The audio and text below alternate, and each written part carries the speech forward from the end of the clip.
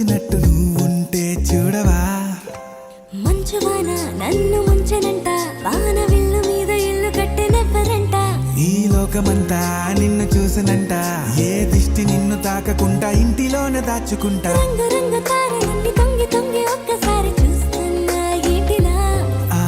పైన లేని వెన్నెలంత నేల మీదకొచ్చినట్టు నువ్వుంటే చూడవా చిన్న